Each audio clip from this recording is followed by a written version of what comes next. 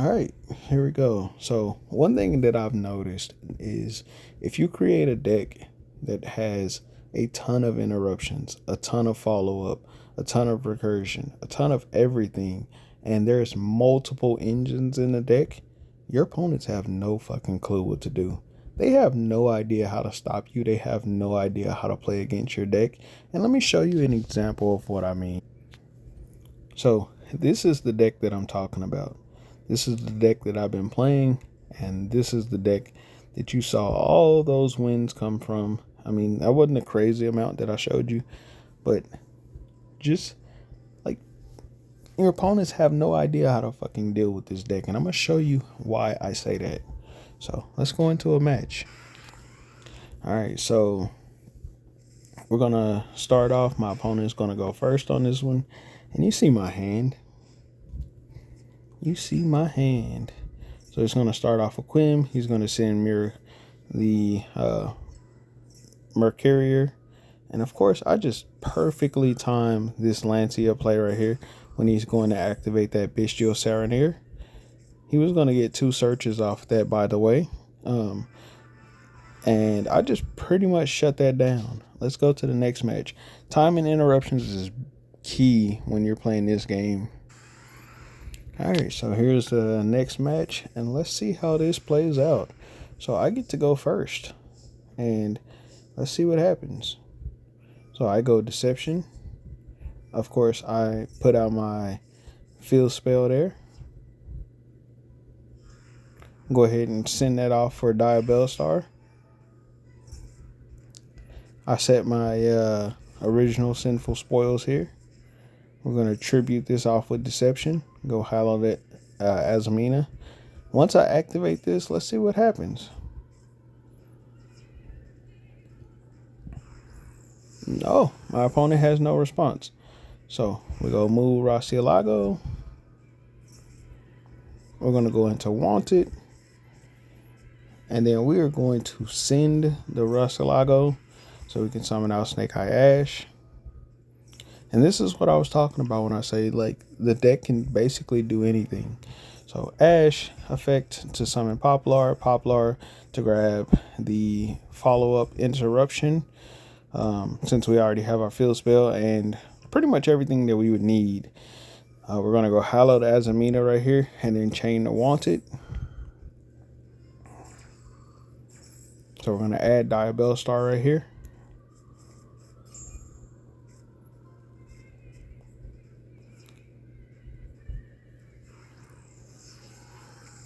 And then we're going to make a Ilya Silva. I'm going to go Poplar, link that off into a Link Karibo. And then that's going to allow Poplar to set the Snake Eye Diabell Star. I'm going to activate the Snake Eye Diabell Star to actually set the Poplar. And we're going to send Poplar off the field to go into Flamberge right here. And then Flamberge and Diabell Star, link those two off for for IP Masquerena. I almost said Link Karibo. I meant IP Masquerena. And then, of course, that's going to trigger to summon the Ash and the Poplar, or back out onto the field. Link the Link Karibo and IP into Promethean Princess. Promethean Princess is going to revive back the Flamberge. And then we're going to link 2 of the monsters off for Amblowell, of course. And then once we get Amblow, and this is a lot of interruptions, by the way. Layered interruptions, by the way, at that. We're going to link these 2 off into Moon of the Closed Heavens. Like, how do you deal with this as an opponent? And I know I'm not the first person to actually play Snake Eye Fiendsmith, but this is Snake Eye Fiendsmith, Azamina, Mitsurugi. Like, this is so much, like, so many different engines. And so you'll see in the future videos that, like, people have zero fucking idea how to actually deal with this. They don't even know what to stop. They waste their primary stuff on trying to stop this. And here's the thing, all of my main engines in this deck can all be special summoned to start. You can start their combos off with special summons, and that's including Snake Eyes. You can start it off with Poplar. So and through special summon. So you can start the entire Snake Eye combo off with Dive Star. So yeah, with Deception, it doesn't matter. There's so many ways to start all of the combos. And Mitsurugi bridges into Snake Eye. Oh yeah, by the way, Fiendsmith sets a graveyard interruption up through Fiendsmith Paradise. And then I'm also going to summon out IP Masquerena right here. Of course, he never got a chance to see all of my interruptions because I actually stopped his play like dead in his tracks. I don't even know why he stayed this long when all he was going to do is go Aluber into Branded Fusion and then quit. But yeah, Aluber, Branded Fusion, and then boom, I negate that with Caesar. And that's pretty much GG's. I had multiple ways to stop it too, by the way. I had I had Ilya Silva I could have stopped it with. I had Wave King Caesar I could have stopped that with, or I could have stopped it with just Ash Blossom in my hand. So and then I could have also just waited until he summoned it and sent whatever monsters that he put on the field to the grave, and then negated the boss monster that he puts out. But I'm not gonna allow him to get that kind of like depth into his combo. So just stop the Branded Fusion. Let's go into the next game. All right. So my opponent is going first again. Let's see what happens here. So he's gonna start off and do some Tistina combos.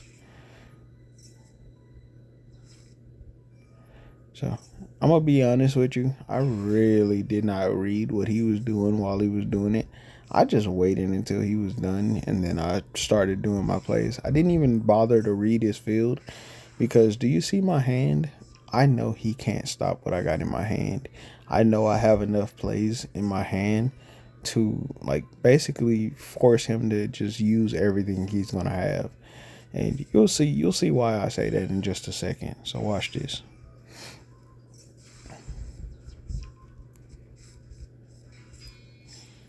So he's gonna go in the Silhouette Rabbit right here. Of course, he's got his Demigod on the field. He's also got his field spell on the field. And then he's gonna summon out a couple bodies. Some Tistinas. He's gonna link his two Tistinas off for Verugas. And then IP Masquerena. Okay. Then he sets 2 back row and then pretty much ends his turn. So let's see how I break this board. So we're going to start off with the field spell. Of course, he is going to trigger happy, summon out that angel statue. That angel statue damn near never does anything, so it's a pointless card. Of course, he is going to use that Silhouette Rabbit pop to pop that back row, and then he's going to Ash Blossom right here. I'm just baiting out interruptions, by the way. Like, I don't count on any of this going through. When you normal summon Ash, that usually makes them, like, use all of their main shit anyways. So, he normal summons Ash out, and then he basically stops my play right there with that. But it didn't matter because my main combo was going to start with Habakiri anyways. So, Habakiri for Saji. Saji activates. And look at that, it resolves because he had no fucking clue how to stop this deck because he don't know what the fuck I'm playing until he sees it. He thought, oh, I stopped the Snake Eyes and he can't do shit further. Well, guess what, my boy? Snake Eyes, Mirror, Mitsurugi, Fiendsmith, all kind of shit. This deck basically does everything. So how do you stop it?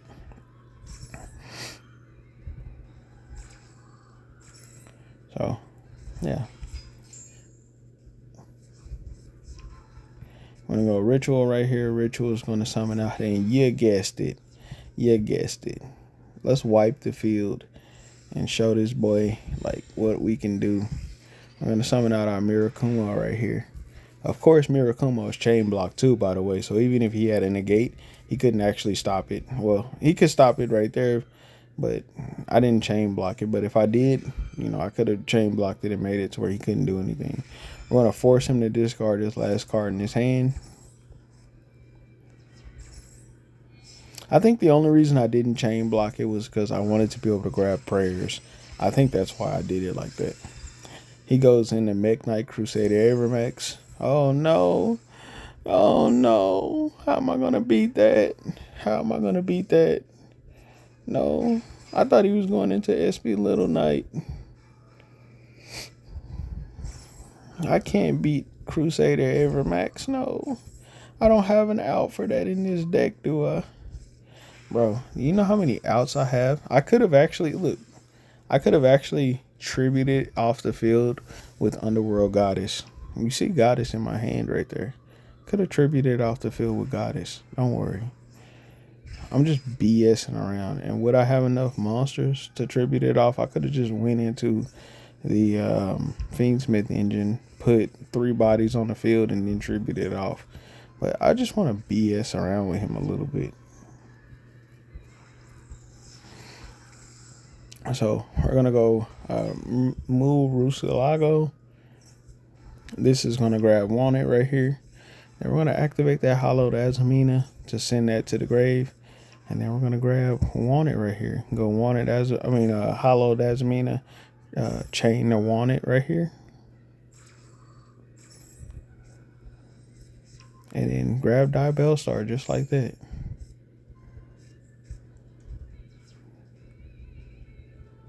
And then, of course, we're going to summon out Ilya Silva. Now, me being the goofy goober that I am, now we're going to summon out Diabellstar. And then we're going to set this card. Now, I would have set the trap, but it's in my hand. So, just so y'all know, that's what I would have actually set, was this Sinful Spoils Betrayal. But it's in my hand, so I had to set this card instead. So now we're going to draw a card. Would you look at that Heart of the Cards?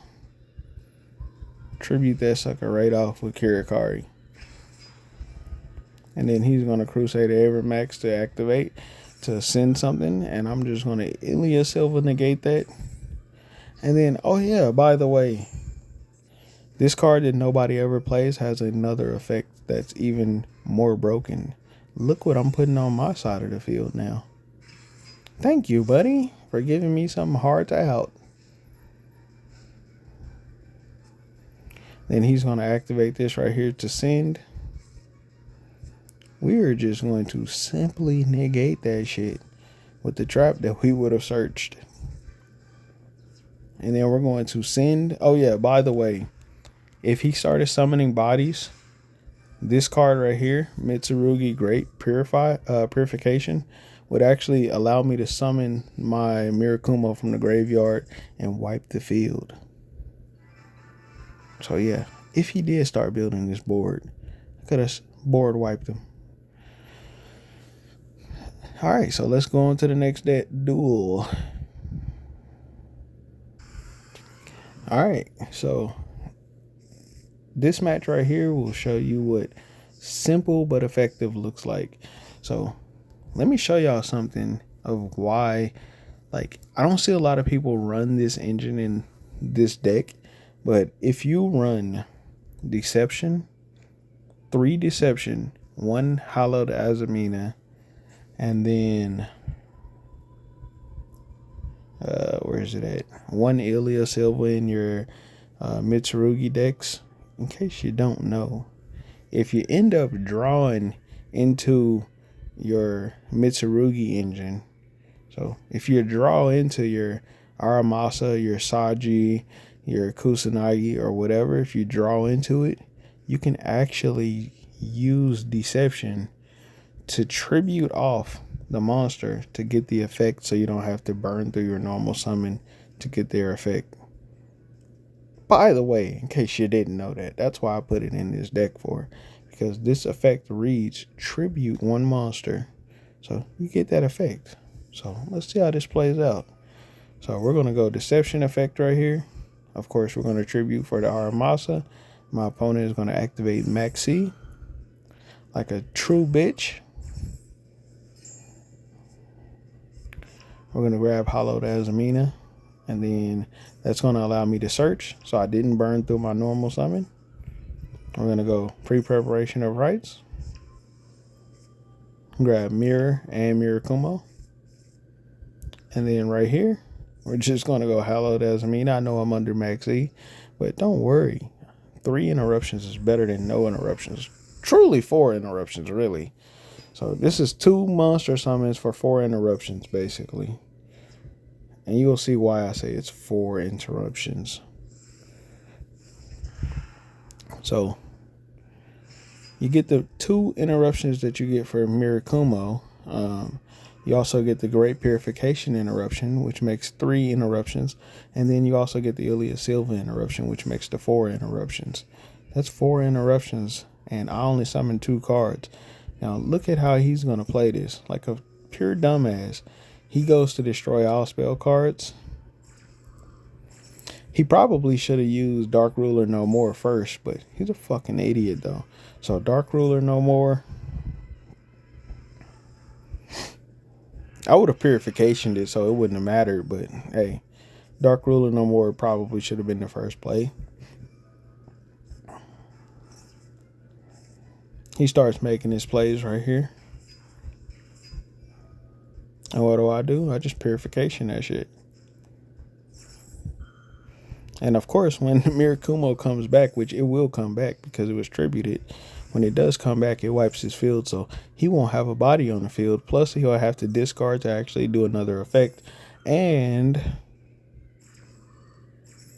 there's no other and. I'm just pointing that out. But yeah, he quit. So super funny. Maxi didn't save you, bitch. Let's go on to the next one. All right, so in this one, looks like we're going to be going second. And this guy that we're playing against is the Hand Trap God. Now, I do like to run this particular card right here, Retaliating Sea. Retaliating Sea is funny because there are some decks in this game. Let me explain this card real quick. Let me explain this card now. This guy has all these fucking hand traps, but no way to pilot his Luna Light deck whatsoever. Like, bro has his starters at one point. At multiple points, he has his starters and still does fucking absolutely nothing. Like, bro is trash. But anyways, Retaliating Sea, by the way. This particular card is so funny because if you are playing against a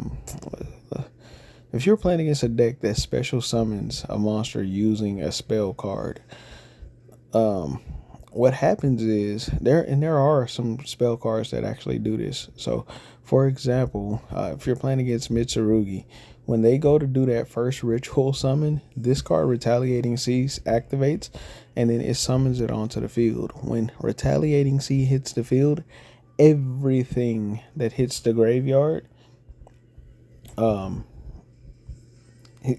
it's banished instead.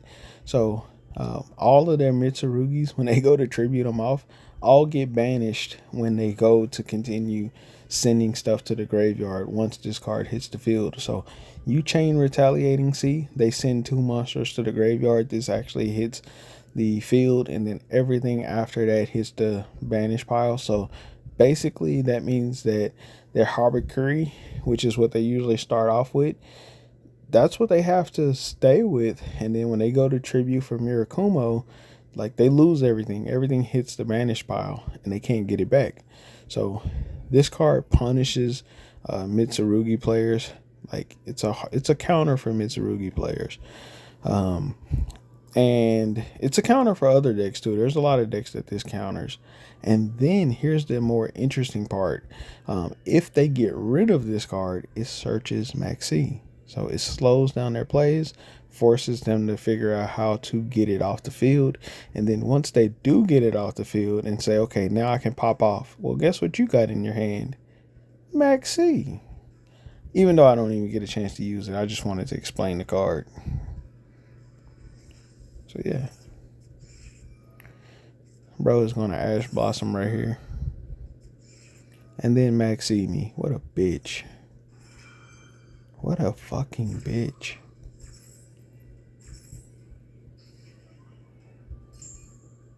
Like, bro is the hand trap god. He just has every hand trap in his hand, bro. So we're just gonna set Birch and pass turn. Not giving him no card advantage whatsoever. Summons out yet another Luna Light. Goes in the Brotherhood of the Fire Fist. Grabs his 10 key, his starter.